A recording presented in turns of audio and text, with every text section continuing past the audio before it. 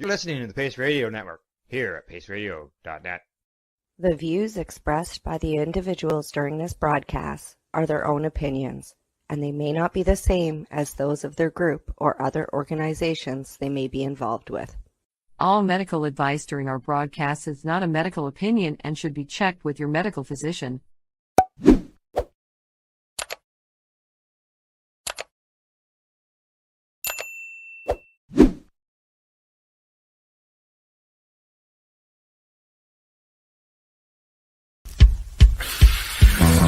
Oh yeah, baby, that's lovely.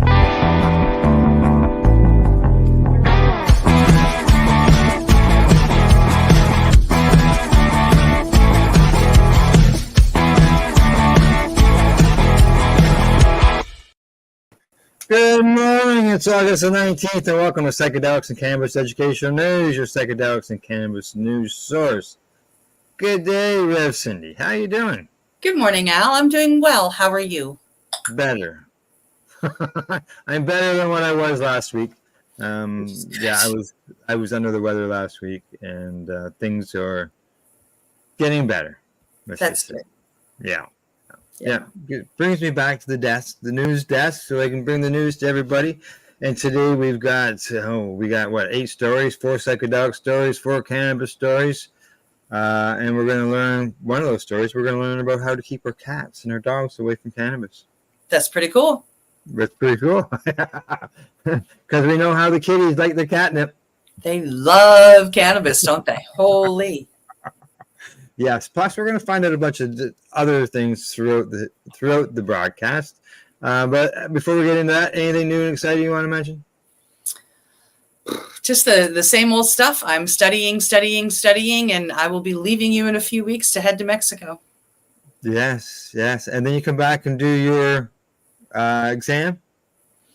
No, I will do one exam while I'm there for one medicine, come back and do a second exam in Ontario for a second medicine, and then come home. There you go. Travels. And some certificates on the way, right? Yeah, exciting stuff. Alrighty. Well, let's get started with the news. Our first story of the day is it's a follow-up in a way. It gives us a bit of an idea of in the past, we have talked about a patient by the name of Thomas Hartle on his fight for access to medical cannabis. Over the weekend, I received a message, and Thomas Hartle has passed. Yes. Thomas lived in Saskatoon, in Saskatchewan. So coming to us from the Saskatoon Star Phoenix is the obituary for Thomas Hartle. Yeah. He fought cannabis he fought his cancer for 10 years, his battle. He's survived by his wife and his children and lots of friends and stuff like that. He was a 56-year-old man who lived a successful life as a professional computer nerd. That's were his words. Until he was diagnosed with stage 4 cancer in 2016. After coping with cancer for years, he got involved with Therasville with the hopes of psilocybin treatment to alleviate his end-of-life anxiety. In 2020, he became Canada's first legal psilocybin patient. This treatment transformed his life, and he then made history by paving the way for others to access this life-saving treatment. He worked tirelessly to advocate for other cancer patients, sometimes doing interviews or podcasts from his hospital bed. He was so passionate for this cause.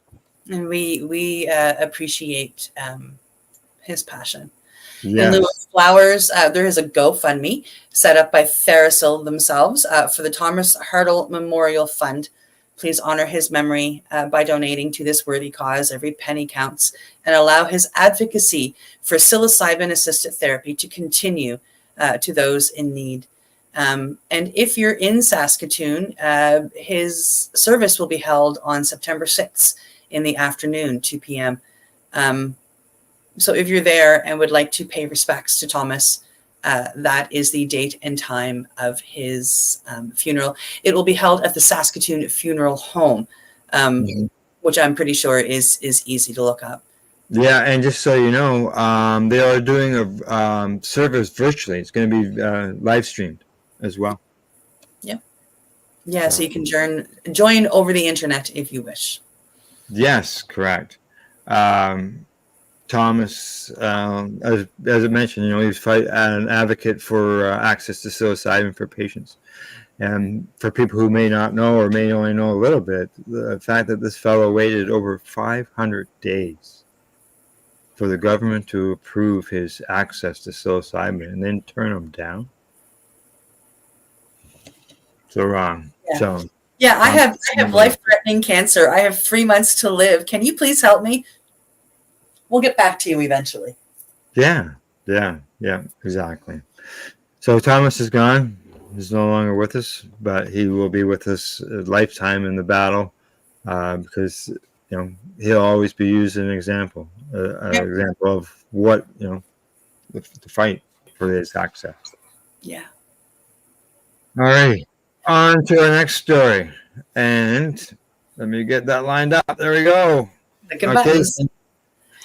Coming to us from Marijuana Moment, top federal health officials highlights growing evidence. I went to the wrong one.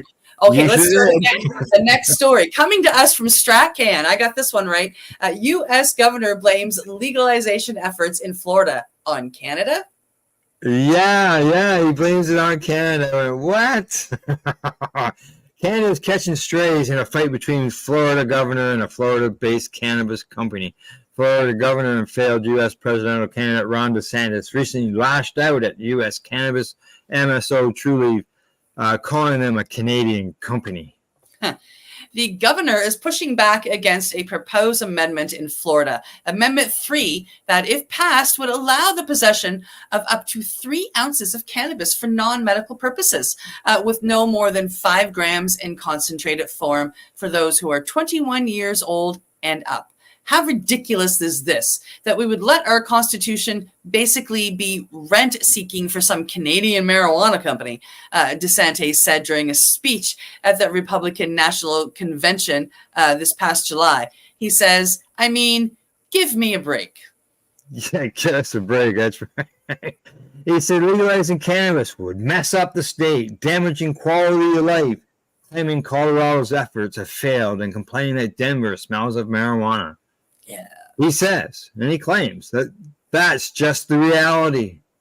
We've seen it in practice in a lot of these places. It hasn't delivered what they said it was going to deliver. So you've got a retirement state, dude. People are full of arthritis there. Cannabis could really help your constituents. Oh, but it won't improve your quality of life. No, not at all. DeSantis and other Republicans have been attacking the amendment on various grounds for weeks. The newest attack is odd because while Trulieve is connected to Canada through a reverse takeover that allowed them to be listed on the Canadian Stock Exchange, the company is and always has been well known for being based in Florida. The connection to Canada is one several American cannabis companies have taken to be publicly listed since federal prohibition in the U.S. would prevent it from being listed on that country's stock exchanges. According to Tallahassee Democrat Trulieve spokesperson Steve Vancourt said in an email, the only connection to Canada is a holding company that was formed so that stocks can be publicly traded. Trulieve Cannabis Corp is not the license, nor has it. The holding company made a single donation to the Smart and Safe Florida campaign. Yeah, Smart and Safe Florida is an organization backing the proposed amendment. The majority of the funds that have gone to Smart and Safe Florida, the newspaper reports, come from Florida's Trulieve Incorporated, which is around $60 million US. The fact of the matter is that Trulieve is Florida born. Our products are Florida grown, and we are headquartered in Florida, with most of our nearly 4,000 employees living here as well, says their CEO, Kim Rivers, in a statement. There you go. Yeah, those nasty Canadians got their cannabis growing here. Watch out for us. Yes, watch out for us, exactly. Yeah, all right. Smoke a joint and relax on the couch. Yeah, exactly. All right, on to the next story. Okay, I can talk about this one now. Coming to us from Marijuana Moment, top federal health officials highlights growing evidence psilocybin can treat addiction, depression, and more. Yes, maybe this needed to go over to the SAP program here in Canada so Thomas could have got access to his medicine. Yeah. The head of the National Institute of Health says there's a growing evidence that psilocybin could represent a novel therapy option in the treatment of substance misuse, depression, anxiety, and other mental health conditions. While NIH Director Monica Bortoganelli cautioned that the agency is not advising people to use the psychedelic for recreational purposes. Initial studies looking into its therapeutic potential has shown promising results, especially as it concerns plasticity in the brain that could help address major mental health disorders. Absolutely, it can. Psilocybin comes with health risks and isn't recommended for recreational use. Golly gosh, some of these lines are really hard for me to read, she said. But there's growing evidence under the right conditions, its effects on the brain might be harnessed in the future to help treat substance use disorders or mental illnesses. Bertinagali specifically cited an NIH-supported study published in the journal Nature last month that involved MRI brain mapping of people who took psilocybin in a medically supervised setting. The research supported findings from earlier studies involving animals that found the psychedelic makes key brain areas more adaptable, or plastic, which is what neuroplasticity is. The NIH-backed study conducted by researchers at Washington University School of Medicine in St. Louis examined brain functioning among healthy adults who were first administered doses of psilocybin and methylphenidate, the genetic version of the prescription of methamphetamine Ritalin. 6 to 12 months later, they were brought back and given a dose of psilocybin alone. Comparisons on the brain images revealed profound and widespread but temporary changes to the brain's functional networks. Bertinagali said in a blog that was published this past Thursday. While an individual's functional brain network is typically as distinctive as a fingerprint, psilocybin made the participants' brain network look so similar in the scans that the researchers couldn't tell them apart. For all the participants, psilocybin desynchronized the brain's default mode network and interconnected, which is an interconnected set of brain areas that are most active when people are daydreaming or otherwise not engaged in any focused goal-directed mental activity. By comparison, the DMN, the default mode network, remains stable after study participants took methylphenidate. Once the effects of psilocybin wore off, brain function returned almost to its original state. However, the researchers did note small but potential important differences in each participant's brain scans after taking psilocybin that remained for weeks. The NIH director said the study's findings suggest that more subtle, longer-term effects they observed might indicate that the brain is more flexible in the weeks following a dose of psilocybin in ways that would allow for a healthier state. This may help explain preliminary research showing that showing that psilocybin may have benefits for treating substance use disorders as well as depression, anxiety, and other mental health conditions, she says. While encouraging the study results should not be seen as a reason to try psilocybin without clinician supervision or use it to self-medicate, she stressed, the drug medicine is not proven or approved as a treatment for any condition, and its unsupervised use comes with serious risks. Told you, some of these things are hard to read. I'm sure. The researchers hope that with much more clinical study of how and why the medicine affects individuals in the powerful ways that it does, this kind of research may one day lead to a greater understanding of the human brain and promising new interventions that improve mental health.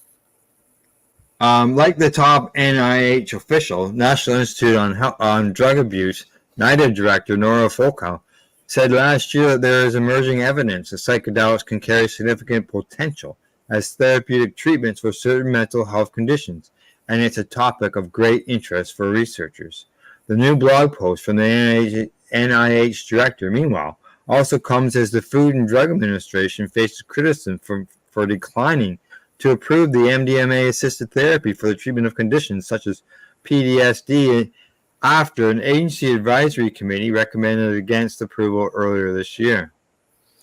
Bipartisan lawmakers separately staged an event at the U.S. Capitol calling for the MDMA approval and also launched an art installation memorializing military veterans who died by suicide.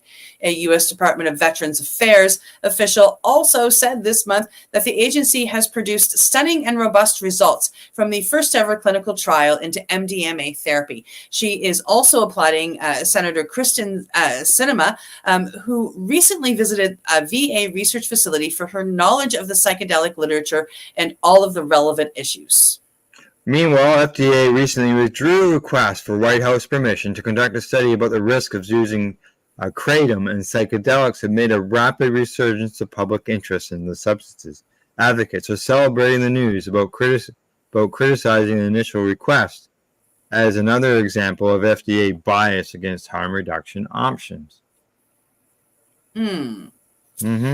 Also, the U.S. House of Representatives recently approved amendments to a large-scale spending bill that would authorize VA doctors to issue medical cannabis recommendations to military veterans and support psychedelic research and access.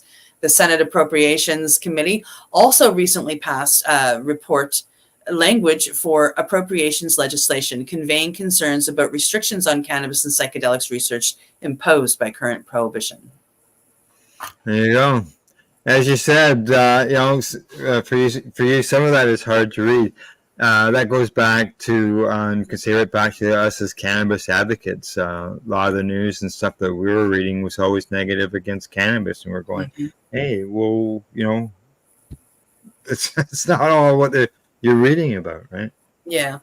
No, I am walking, talking proof that psychedelics can help people heal and rebuild their lives. So. It hurts to read something that says mushrooms can be bad. Like, no. Yeah. No. So they say cannabis can be addictive and it'll take over your life. Meanwhile, we use cannabis as a way to get people off of harder drugs, right? Yep, absolutely. All right. On to the last story before we head to break. Okie dokie. Yeah, coming to us from Parkinson's Europe. 30% of people use coffee and cannabis for Parkinson's, study finds. Yes, I had a patient that was dealing with Parkinson's that I was working with. And yes, they saw a benefit.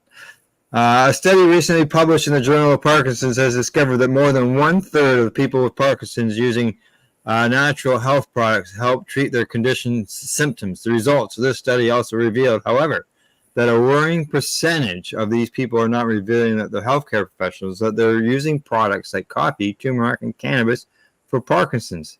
The authors include Sandra Diad, who I can't pronounce, with the University of Laval in Canada, and Professor Bas Bloem from Radboud University of Medical Center in the Netherlands.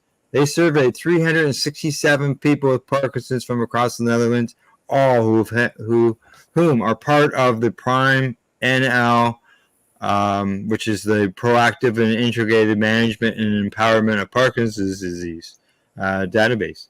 Wow. The goal of the study was not to find out about the prevalence of using natural health products to alleviate Parkinson's symptoms, but also to discover if respondents were aware of potential interactions between natural health products and their Parkinson's medication, and whether they discuss using natural health products with their doctor. The results showed that 36% of respondents confirmed they were using natural health aids like coffee and cannabis for Parkinson's. Of these, coffee was the most popular product in use, followed by cannabis and then turmeric. Other supplements used included velvet bean and chamomile. 39% of natural health product users were aware of possible interactions with prescribed Parkinson's medications, and only 39% of users had discussed these supplements with their healthcare providers. Oh, I got cat claws in my leg. Coffee, a natural health aid? Yes. Yes, I've never heard it used as that. Yeah. Yeah, no, Well, it's great. One of the best things that you can do with coffee actually is inhale it. Make a fresh pot of coffee and yeah. spill it. It's actually really good for you. Oh, okay, yeah. The results of the survey led the study to make two recommendations. Firstly, that there is the need for additional research efforts into the health benefits and safety of these products, and secondly, that open discussions with their healthcare providers are encouraged to ensure efficacy and safety. A previous study by the Michael J. Fox Foundation in the U.S. during 2022 showed that of almost 2,000 people surveyed, 70% were using medical cannabis for Parkinson's, but a third hadn't yet told their doctors. I know the patient I was dealing with did talk to the doctor about it. Yeah, it's a big choice to talk to your doctor about it. But if you're really lucky, you'll get somebody who's open to listening and watching how things go. I was extremely lucky. Yeah, and this fellow was in his 80s, early 80s. Yeah. Yep. Yeah. As well as here at Parkinson's Europe, the Michael J. Fox Foundation are among several prominent Parkinson's organizations, including the Parkinson's Foundation in the US, Fight Parkinson's in Australia, and Parkinson's UK, who have urged people to exercise caution around using cannabis for Parkinson's, citing a lack of current evidence into its efficacy and safety.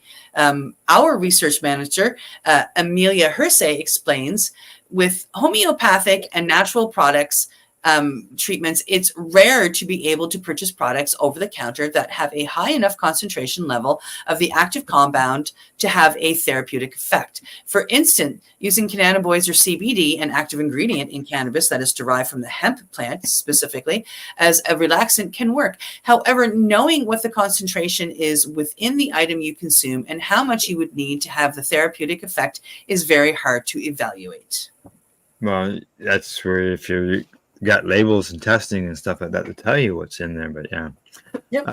Parkinson's UK is currently running a research trial to see if CBD can be used by people with Parkinson's to treat hallucinations and delusions. There is decidedly mixed consensus about how effective coffee is as treatment for Parkinson's symptoms, though. While some studies suggest that caffeine might help slow the development of symptoms, other research found that certain symptoms improved when treated with caffeine, but others got slightly worse. A more recent study, which appeared in the Annals of Neurology journal in May of 24, concluded that caffeine does not improve symptoms. Turmeric, it's a spice made from the ground root stock of the curcuma plant, and an active ingredient of turmeric is curcumin, which has long believed to have medical properties. An article in Science of Parkinson's gave an excellent explainer of how and why turmeric has been thought to help certain Parkinson's symptoms, which include its antitoxic and anti-inflammatory and neuroprotective properties, were also previously reported on a Japanese study in which turmeric oils could be beneficial in treating Parkinson's. And I can hear the doggy upstairs saying, "Let me out." It's good they were going for a break. Yes. So there you go. Patients that are using Parkinson patients using cannabis as well as coffee and turmeric. But cannabis is the number 2 thing that people have been going to. And as I mentioned, I was working with a patient in his early 80s. And their daughter told me that they couldn't believe that when they saw him shaving by himself and his hand wasn't shaking. Yeah. Yeah, it's pretty amazing to watch this medicine work no matter what it is working against.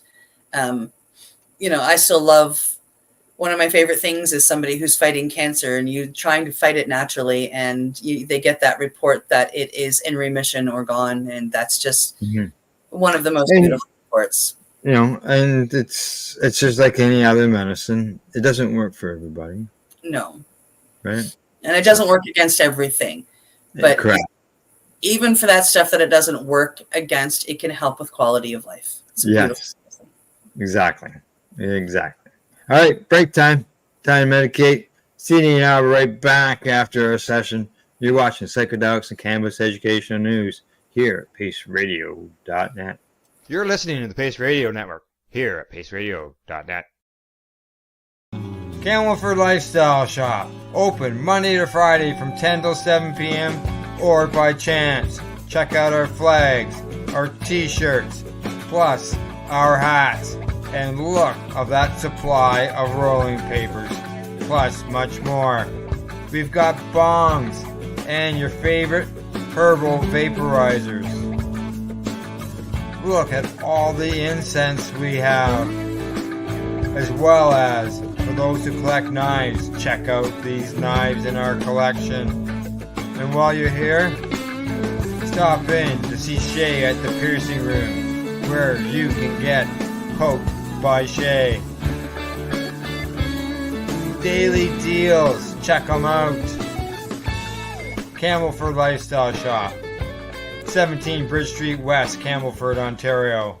When you have a pain that's reached its peak, Legacy for 20, it's so unique. If organic cannabis is what you seek, here's your trusted partner 7 days a week. Suppository salves, vapes and drops, topicals, edibles, infused pop. Just when life seems like it ain't easy, at Legacy 420, enjoy a pop freezy. Lab tested products, make them the GOAT. Legacy 420 out on your road. Legacy 420 in Tyndonega Mohawk territory. Indigenous organic cannabis at its finest. What do you find at paceradio.net? People advocating cannabis education. Limestone City Hydroponics is Kingston, Ontario's hydroponics shop. Take your growing to the next level and create the optimal environment with a tent kit, or maximize your yield with an ebb and flow flood table kit. Either way, Limestone City Hydroponics has more sizes and options to fit your needs. Are you looking for the power of the sun that adapts to your budget? Then look no further, as they have professional grow lighting. They have indoor grow systems that are easy and cost effective, with many options to fit your living space and lifestyle. Cultivate your growing potential. We have everything you need to succeed. And if you can't make it to the store, they offer local delivery to the greater Kingston area. Remember, when you're looking for experts to help you grow, then look no further than the locally owned Limestone City Hydroponics, 105 Sunderland Drive in Kingston, Ontario. Call them at 613-548-0420.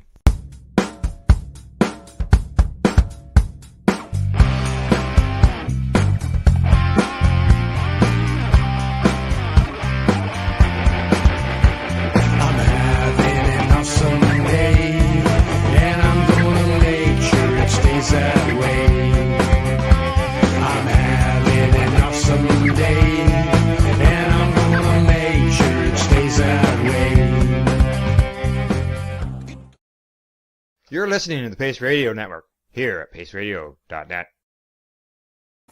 We're back from a medication session. You're live with Psychedelics and Cannabis Education. Well, Cindy, we've got the first half in, We did. but the trend continues. We're going mushrooms or psychedelics, and then we're going cannabis. So we'll start off this section with an update on what's going on just down the road from me in Kingston, Ontario. Yeah, coming to us from CBC News, new research center in Kingston looks to answer questions about psychedelics and healthcare. That's right. Canadians have seen a lot of hopeful headlines about psychedelics in recent years, as evidence indicating they can help people suffering from treatment-resistant conditions continues to grow. One woman with chronic pain is fighting to get her insurer to cover ketamine treatments in Halifax. In Manitoba, there's a waiting list for people seeking treatment with psilocybin. Psychotherapists in BC have undergone training to use MDMA, commonly known as ecstasy, on patients experiencing post-traumatic stress disorder.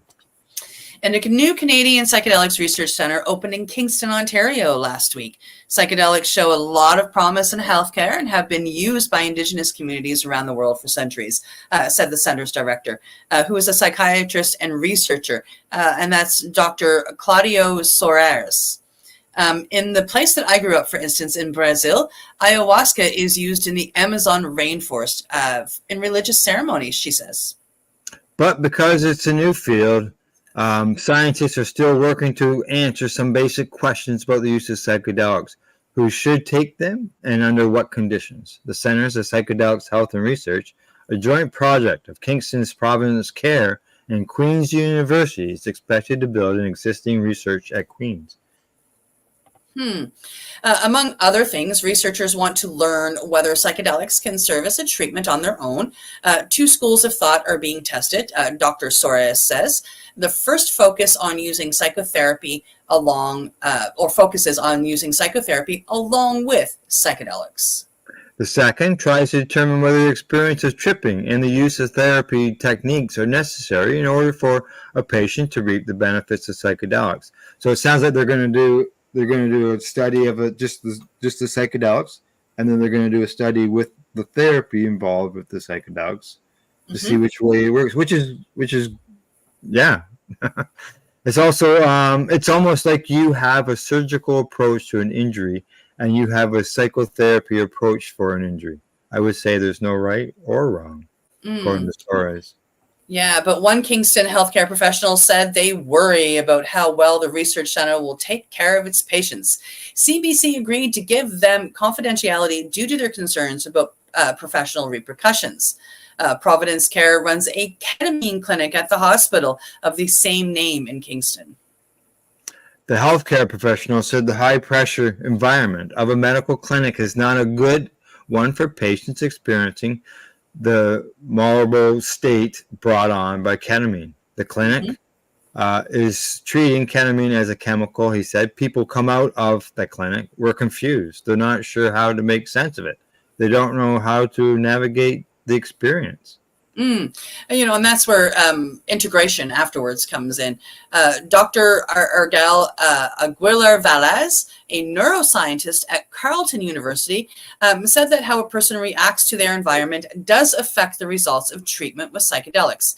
Usually, if a person feels safe and secure in the environment, the experience tends to be very positive, he said. That's where usually you see signs of effective treatment. And we have known that for quite a long time. Yeah, I can see that. Yeah, for sure. He said some researchers want to learn if tripping on psychedelics is therapeutically necessary, but their work involves microdosing, giving patients doses that are too low to cause them to trip. The ketamine clinic at Providence Care is giving its patients a dose high enough to cause them to trip, the unknown healthcare professional said. Yeah. I think the trip is actually part of the medicine, personally speaking. They said they work to prepare their patients for the experience at the clinic, but that's something the clinic should be doing itself. They said the clinic staff should also take a psychedelics first aid course. Soares said he can understand that healthcare professionals' concerns because the clinic uses the medical model of ketamine for depression, which is not integrated with psychotherapy. It should be. There's probably opportunities lost there to capture what's happening with those patients under ketamine and explore that with them, or at least be able to be aware and sensitive to that experience that can be probably more intense for some patients than others. He says he plans to reach out to colleagues and suggest that they collect information about the patient's experience on ketamine to look for comfort themes so they can share the information with patients and other researchers. I think there's probably opportunities for enriching the experience of the academy and clinic, he said. The research center will gather professionals from multiple disciplines, Soran said, and there will be opportunities for cross-training and sharing experiences. Kingston psychotherapist Richard Toy said he is happy to see the research expand because he has seen firsthand how effective the safe use of psychedelics can be. A lot of traditional therapy is just talking about problems and not really going into the current, into the emotional content or the somatic or the body experience of it, Toy says. And that's where psychedelics can really help. Yep. Well, there we go. Yeah, because we first reported when that clinic got the approval. So now it's got a little bit more information on what they're going to be doing. Interesting. All right. As we said at the beginning of the show, we were going to talk about how to keep your cats and your dogs away from your cannabis. That's right. So coming to us from cannabis.net, how do I keep my cat and dog away from my marijuana plants? Keeping cats and dogs out of your cannabis garden is essential for protecting your plants and ensuring a successful harvest. Pets can inadvertently cause significant damage by digging, urinating, or defecating near the plants, which can lead to nutrient imbalances and stunted growth. Additionally, the presence of pets can cause an unsafe environment for both the plants and the animals themselves. Cannabis plants contain compounds that can be toxic to pets if ingested, leading to serious health issues. Therefore, it is crucial to implement effective strategies to keep these furry friends away from your garden while ensuring their well-being. This article is going to explore various methods of effectively deterring cats and dogs from your cannabis garden by employing a combination of physical barriers, natural repellents, training techniques, and monitoring strategies. You can create a safe and thriving environment for your cannabis plants and ensure the well-being of your plants. So there you go. Yes. Personally, I don't let the animals into the garden, period. Yes, like you should do your best to not let them in. There are fencing options. You can install a proper fence. Using chicken wire is a cost-effective and efficient method to keep pets out. It is flexible and can be easily shaped to fit your garden's layout. You can bury the bottom of the fence at least 15 centimeters deep to prevent digging. This is crucial as many dogs instinctively dig when they sense something interesting below the surface. Ensure the fence stands at least 100 centimeters tall. The height is essential to deter both cats and dogs, as many breeds can jump high. And lay the chicken wire flat. Yeah. With chicken wire flat on the ground around the perimeter of your garden, the sharp edges of the wire will make it uncomfortable for pets to walk on, effectively discourage them from entering. They say consider aesthetic solutions, and if you prefer to move a more visual appeal option, consider installing a wooden privacy fence or a chain link fence. These fences can enhance your garden's appearance while providing effective barriers. Ensure that any fence you choose stands at least 2.4 meters tall to prevent even the most determined pets from jumping over. Repellent plants and scents. Plant repellent species. Incorporate plants known to repel cats and dogs, such as citronella, marigolds, lavender, rue, rosemary, eucalyptus, and lemongrass. Oh, really? Let's see. You went through all this there. Now use natural repellents. They suggest citrus peels. Scatter peels around the base of the plants. The scent is often unappealing to both cats and dogs. And coffee grinds. You can sprinkle used coffee grinds around the garden. They can act as a natural deterrent while enriching the soil. I was going to say you're feeding your soil with some of those coffee grounds. Yeah. You're doing that. Yeah. Motion-activated devices, like a motion-activated sprinkler. These devices can effectively deter pets by startling them with a sudden burst of water when they enter the garden. This unexpected spray can condition pets to associate the garden with unpleasant experience. Be mindful to adjust the settings to ensure that the sprinklers do not overwater your plants, as excessive moisture can lead to root rot and other issues. Ultrasound animal repellers. So they say these devices emit high-frequency sounds that are unpleasant to animals but typically inaudible to the humans. The sound is triggered by motion sensors activating when a pet approaches the garden. Now, they also suggest training and supervision, so you train your dogs to help them to avoid specific areas. Use positive enforcement techniques such as treats and praise to encourage them to stay away from the garden. Yeah. Yeah. And it says, is THC safe for pets? Not always. I know some dogs that are like, they can't even have like a little tiny. Well, yeah. Well, I know talking with Ollie dog there, as I say, a little there in order for everything to work together, but it's not enough in order to get them stoned. Yeah. Absolutely. Provide a designated area for digging and play. This can help satisfy the natural instincts without causing damage to your cannabis plants. And manage your cats. Keep indoor litter boxes clean to discourage cats from seeking alternative bathroom spots in your garden. For outdoor cats, create a sand-based area where they can relieve themselves, and this will help divert their attention away from your cannabis plants. Now protecting your pets. Cannabis can be toxic to pets if ingested. Common symptoms of toxicity include large lethargy, vomiting, incoordination, and in severe cases, coma.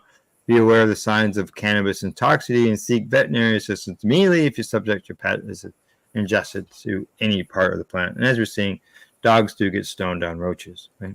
Yeah. My grand dog actually ended up very, very sick.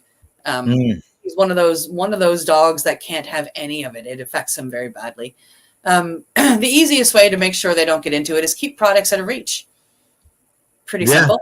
Store all cannabis plants and products safely away from your pets. This includes not only the pets themselves, but also or plants themselves, but also any edibles or oils that may contain THC. I mean, even topicals.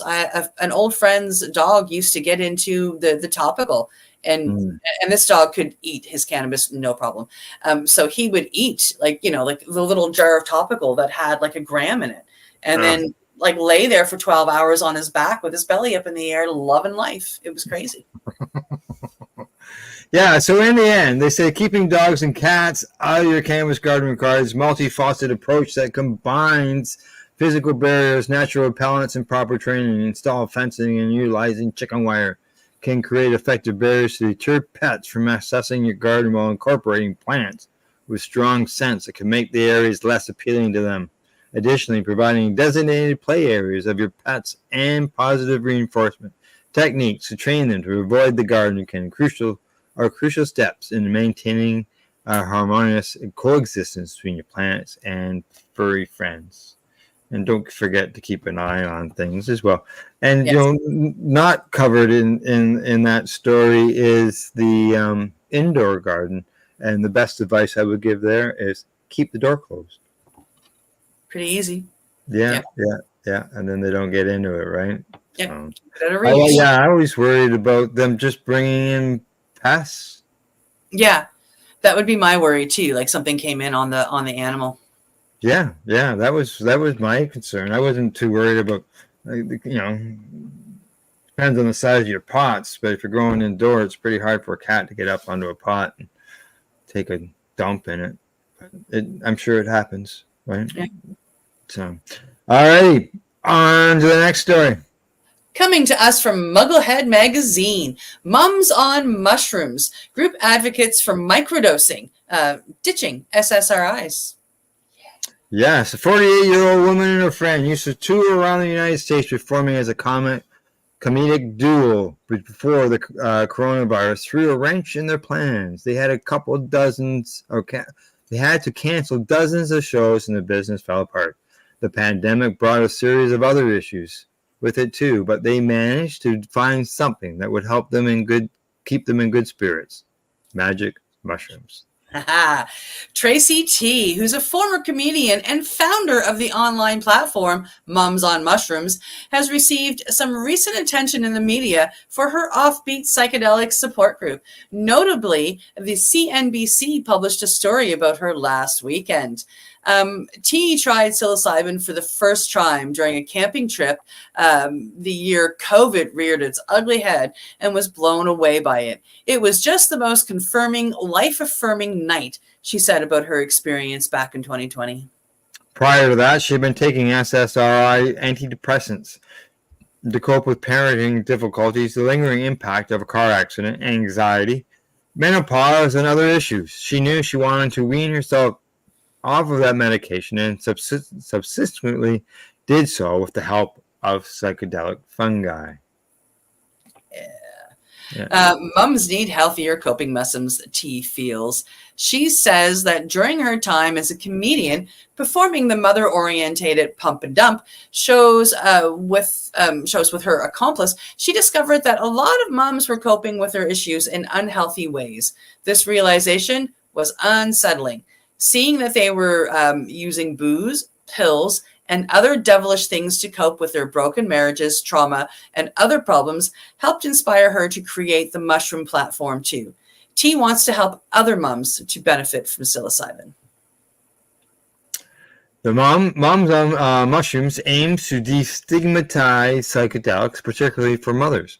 We can't move forward in healing and raising our consciousness if we're smothered in fear, guilt, shame, and old programming around the use of psychedelics, T says. Yeah. She believes usage of the plant sacraments should be considered sacred and respected. Psychedelics are not a cure-all and require integration work after usage, she thinks. This happens with continued education, conversation, and dedication to using plant medicine as an ally and guide, she explains, rather than viewing it as a quick fix, magic bullet, or crutch. T's Mushroom Initiative has been featured on Piers Morgan's Uncensored, Dr. Phil, Rolling Stones, and other various news outlets. Moms for Mushrooms offers a series of courses, too. They include Microdosing 101, Macrodosing for Moms, and Rooted in Rising, an educational program on psychoactive toadstools for women over 60. Nice. Oh boy, well that's a cool story. I liked that one. There you go. Yeah, and reaching the bigger media, stuff like that. It's good to know. Yep. As we always say, people sharing their stories, sharing their experiences is how others can learn. That's right. Right. All righty. Last story of the day. I think I'm hearing rain out there. Yeah, this is coming to us from NIST News. NIST researchers to test new approach for detecting cannabis in the breath. Yeah, this would be interesting. They've been trying to do this for years now. With cannabis now outpacing alcohol as Americans' daily drug of choice, there is a critical need for a scientifically validated breath test to detect the recent use of the substance in drivers. But developing such a breath test has proved a significant challenge. As it ever. Last year, researchers of the National Institute of Standards, and Technology, the NIST, and the University of Colorado found that a single breath test may not be reliable in detecting recent cannabis use because cannabis can linger in the body for weeks, making it difficult to distinguish between past and present use. Now, these researchers are considering a new approach. 2 breath tests administered within roughly an hour of each other. If their research is successful, it could lead to a roadside test for cannabis use that involves 2 breath tests given at a specified interval apart. So if they suspect that, you'd have to wait like an hour in between each breath test? Yeah, you got to sit there on the side of the road, I guess. Yeah. Well, so do they. That's what it sounds like. This potentially paradigm challenging, said NIST materials research engineer Kavita Giraj. If successful, it could pave the way for on-the-spot detection of recent cannabis use by law enforcement. Breath tests for alcohol have been around for nearly a century. They detect ethanol, which is exhaled in a gaseous vapor and correlates with the amount of ethanol in the blood. Yeah. Oh, okay. Be quiet, Cindy, and read. The THC, the main psychoactive ingredient in cannabis, is present in the breath at a much smaller concentration than ethanol. NIST chemical engineer Tara Lovestand has likened detecting it to looking for a needle in the haystack. In addition, the body breaks down and eliminates cannabis much more slowly than ethanol. NIST and University of Colorado researchers have found that the amount of THC in regular cannabis users' breath on days they don't smoke can sometimes be similar to the amount an hour after they've used cannabis. This makes it challenging to distinguish recent and past cannabis consumption among regular users. But I still go back to the fact that they want us to sit there for an hour. This is not something that's easy to do. It's not comparable to the breathalyzer for alcohol at all. No, let's see if they say anything about that hour. Currently, when police pull over a driver they suspect of cannabis impairment, they typically use a battery of roadside tests, such as heel-to-toe walking or repeating a sentence correctly. But field sobriety tests, as they are called, can be imprecise, weren't designed for cannabis, and according to a recent study, can lead to false positives. A reliable breath test for cannabis is both a public safety and equity issue, says Lovestead. People can also request that the driver pass a blood test, but that may require obtaining a warrant, which usually can't be done on site and may take hours. And by then, I'm going to smoke another joint. Blood tests may also have a similar problem to breath tests in that cannabis lingers in the bloodstream. Daily cannabis users may maintain elevated levels of THC in their blood for days. Several breath tests are currently being piloted by law enforcement agencies across the country, but there's still no scientific consensus on whether they work. While NIST doesn't itself develop breathalyzers or breath tests, it does provide guidance and technical expert on best measurement practices to other government agencies and private industry. In 2019, researchers at the University of California, San Francisco reported that THC levels in the breath of people who smoke cannabis fell by about 95% over 3 hours after use.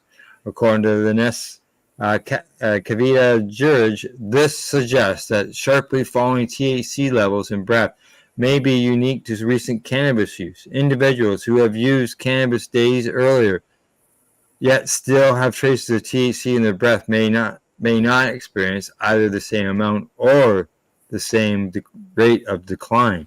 So the telling sign here is the quick acceleration of the decline. Yes. Yeah. In theory, 2 tests given at different times could determine whether a significant fall off in THC levels was occurring in the driver's breath. It is still not known how far apart the tests would need to be given. Ideally, it would be as short as possible, Jagera said. Whether 2 breath tests spaced 20 or 30 minutes apart would be feasible or practical for drivers and law enforcement officers is an open question and outside the study's scope. There you go. That's our answer to that question. 2 breath tests pilot study is being undertaken as part of a $1.5 million interagency agreement between NIST and the National Institute of Justice, part of the U.S. Department of Justice.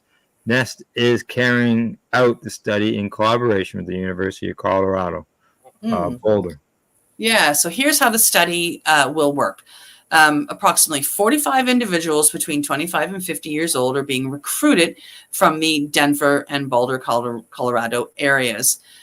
Researchers will assign half the participants a THC-based strain of flower and half a THC-based cannabis concentrate.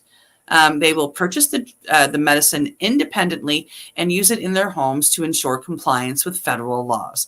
Participants can use as little or as much of the cannabis as they wish. When they're done, they will immediately come to the mobile pharmacology laboratory operated by the University of Colorado Boulder and park near their homes. Over 2 hours, they will complete 10 breath tests at set time intervals apart. Even though participants are taking multiple breath tests, the study's main goal is to find the ideal timing between the 2 breath tests.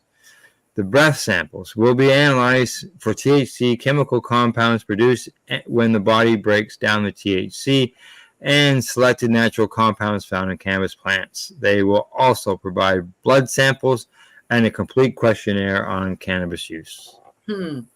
Enrolling participants, carrying out the experiment, and analyzing the results are expected to take several years. The ultimate goal is to develop a reliable tool that supports fair law enforcement and helps keep our roads safe, says Cinnamon Bidwell, who's the associate professor and co-director of CU Change, a research center at the University of Colorado Boulder that studies health and risk behavior. There you go. Breath tests, by timing it by how quickly the cannabis leaves your system. Interesting. Yeah, that's different. That's different for sure.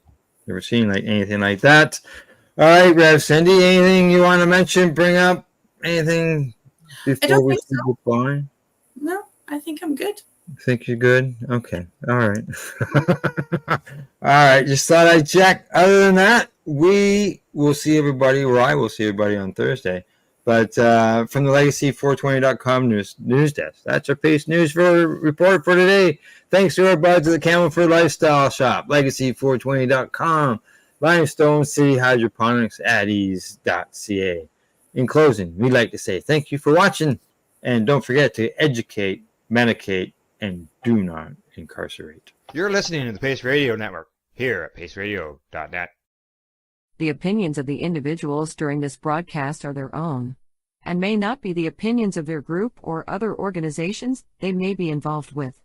All medical advice during our broadcast is not a medical opinion and should be checked with your medical physician.